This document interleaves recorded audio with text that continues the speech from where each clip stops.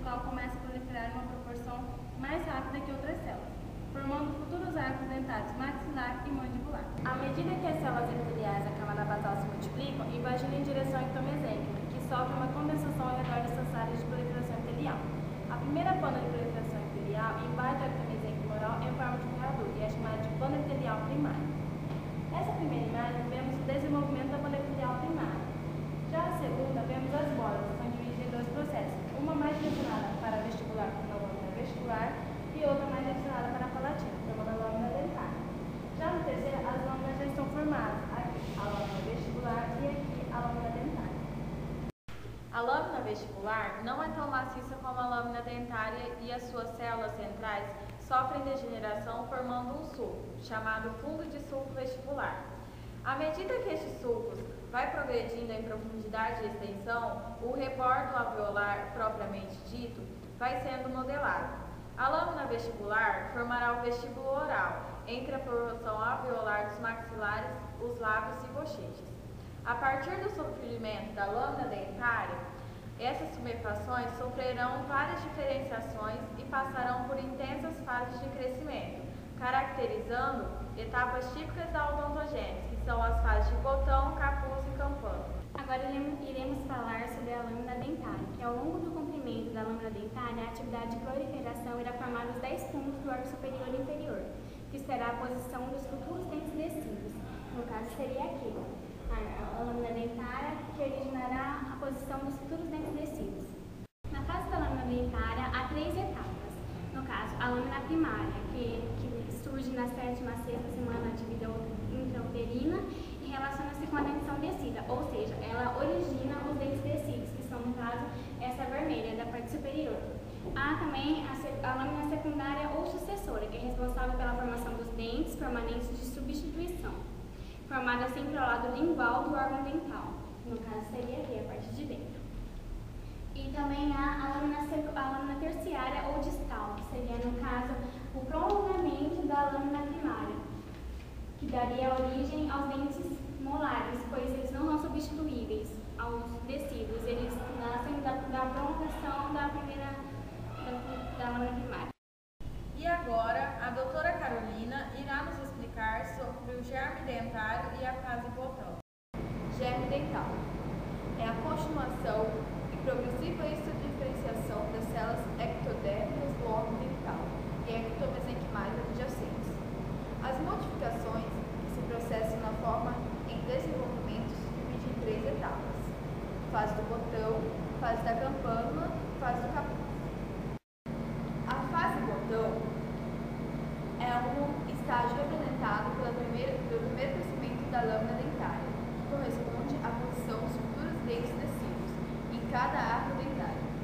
Nos botões dentários, as células são apoiadas na lâmina basal, que estão em continuidade com as células da camada basal do epitélio da mucosa.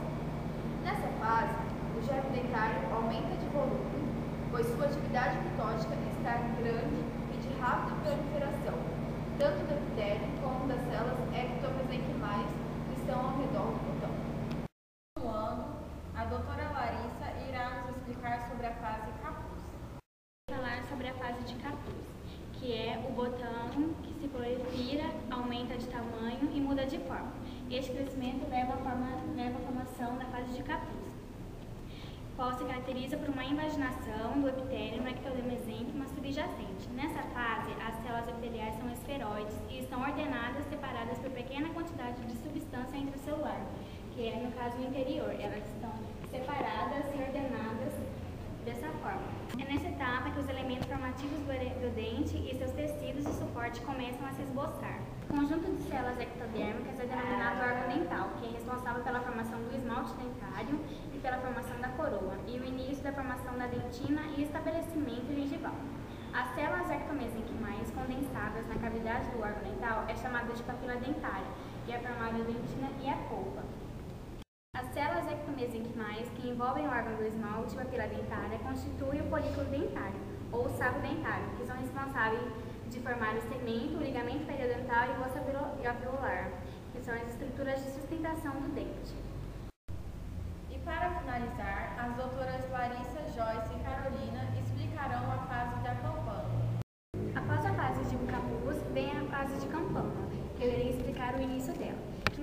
caso, observa-se um crescimento mais exagerado das bordas do capuz e é a maior diferenciação das células epiteliais definindo a fase de campana ou gêmeo dentário, que são aqui no caso, o crescimento dessas bordas.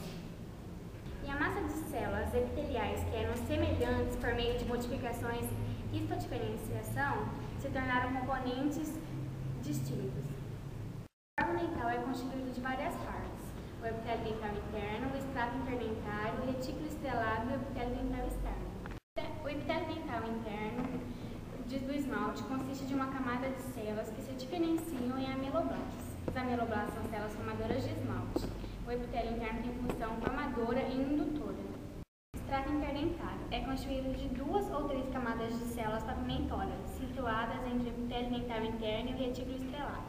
Podemos considerar o extrato intermediário em conjunto com as células do epitélio interno como uma única entidade funcional, responsável pela formação do esmalte. No retículo estrelado, as células que estão situadas na parte central do órgão dental tornam-se afastadas entre si pelo acúmulo de fluidos intercelular. As células assumem uma forma estrelada.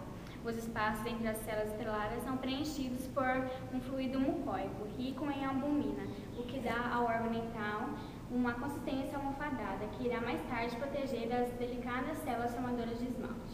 Dando continuidade à fase de campânula, epitélio dental externo é a fase final da campânula, a etapa preparatória durante a formação do esmalte.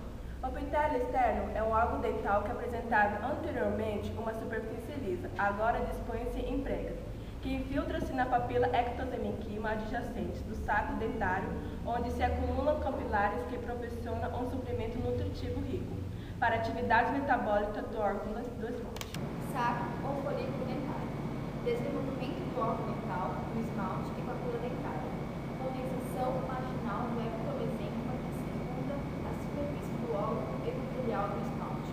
Essa região do ectomesênquima é distinguida à papila dentária pela presença das células do epitélio dental